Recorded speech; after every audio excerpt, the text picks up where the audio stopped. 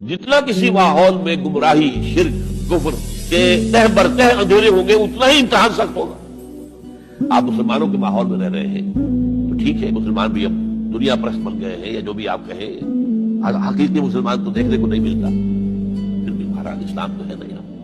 کسی نہ کسی دیکھو تو چیز کو اللہ یاد آ جاتا ہے، کبھی نہ کبھی تو کسی کی بات ہی دل میں اتر جاتی ہے، تو اللہ کا بندہ جو ہے خلوص و اخلاص سے کہتا ہے بات، اللہ آپ دل میں آپ ایسے معاشرے کا تصور کیجیے جہاں سرے سے ہدایت ہے ہی نہیں، کفر ہی کفر ہے، شرک ہی شرک ہے، باطل ہی باطل ہے۔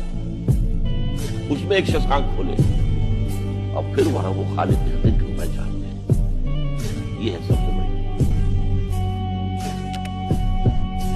اسی طرح مزاربت ہے، جائز ہے۔ وہ جائز کیا ہے؟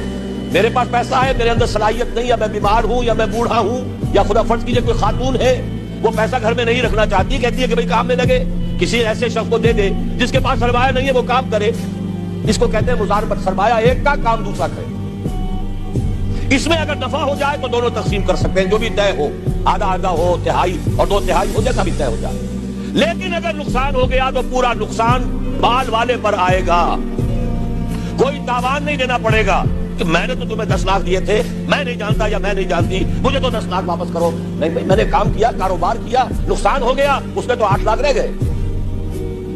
اس میں تاوان مضارب پر نہیں آئے گا، عامل پر نہیں آئے گا۔ ہاں، اس کی محنت گئی اور اس کا پیسہ گیا، اس شرط کے اوپر کہ تاوان اور نقصان اس کام کرنے والے پر نہ آئے، محنت کرنے والے پر نہ آئے، جائز کر دیا گیا کہ آپ مزاربت کے اندر پیسہ لگا کر اور اس میں اگر نفع ہو جائے تو اس لے سکتے ہیں۔ یہ دو شکلیں ہیں، جائز ہیں، پسندیدہ نہیں ہیں۔ تو سب سے زیادہ مخلوقات میں سے کس کا ایمان ہے کہ جو اتنا حسین و جمیل ہے کہ دل کو لبھائے؟ صحابہ نے پہلا جواب دیا ملائکہ، ملائکہ کا ایمان۔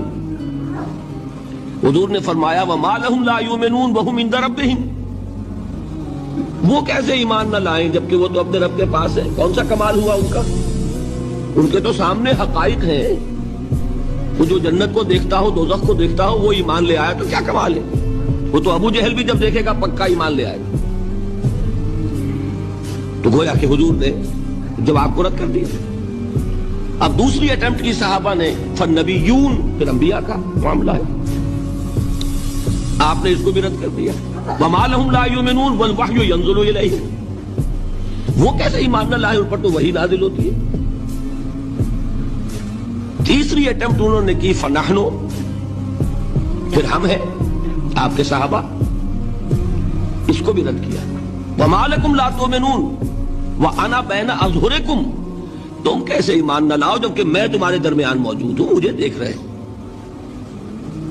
اس کے بعد اب آپ نے خود فرمایا ان اعجب الخلق الی ایمانا، میرے نزدیک تو حسین ترین دل کو لبھانے والا ایمان لإخواننا، ہمارے ان بھائیوں کا ہوگا، یاتون من بعدی، جو میرے بعد آئیں گے، یجدون صحفا فیہ کتاب اللہ، انہیں تو وہ اوراق ملیں گے جن میں اللہ کی کتاب درج ہوگی، فیؤمنون بما فیہا، وہ ایمان لائیں گے اس پر کہ جو ان اوراق میں نہیں۔ بلکہ قرآن میں تو حضرت سلیمان کے بارے میں آتا ہے کہ ان کے لیے جو جنات جو تھے ان کی غلامی میں، وہ تماثیل بھی بناتے تھے، مجسمے بھی بناتے تھے، تو مجسمہ سازی بھی حرام نہیں تھی اس وقت۔ اصل میں یہ حدیث نبوی ہے صلی اللہ علیہ وسلم کہ تصویر بنانا اور مجسمہ بنانا جاندار چیز کا وہ حرام۔ اس وقت تک کیمرہ ایجاد نہیں ہوا تھا، بلکہ ہاتھ سے تصویر بنتی تھی۔ جاندار کی تصویر بن رہی ہے تو ہاتھ سے، مجسمہ بن رہا ہے تو ہاتھ سے، تو اس کے تو حرمت پر پوری امت متفق ہے۔ لیکن جب کیمرہ ایجاد ہو گیا تو ایک نئی چیز آ گئی نا، اس میں اختلاف ہو گیا۔ جیسے شاید آپ کے علم میں ہو، لاؤڈ سپیکر پر ہمارے بڑے بڑے علماء کا فتویٰ تھا اذان حرام ہے، خطبہ حرام ہے، اور فتویٰ کس کا؟ مولانا اشرف علی تھانوی رحمۃ اللہ علیہ کا۔ ایک نئی چیز آئی تھی، اس کے بارے میں ان کی رائے ہوئی، لیکن آج آپ کو معلوم ہے کون سی تھانوی مسجد ہے کہ جس میں اذان جو ہے لاؤڈ سپیکر پر نہیں ہوتی اور خطبہ جو ہے وہ لاؤڈ سپیکر پر نہیں ہوتا۔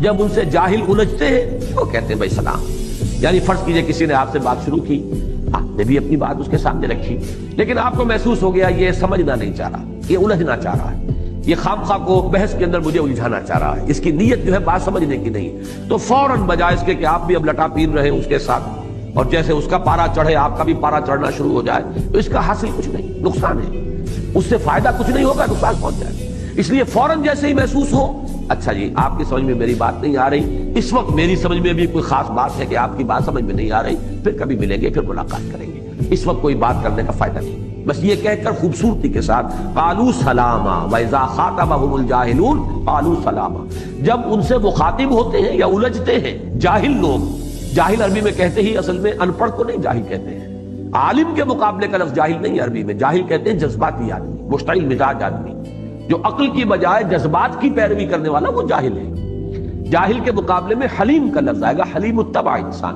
اس کے مقابلے میں جاہل ہے۔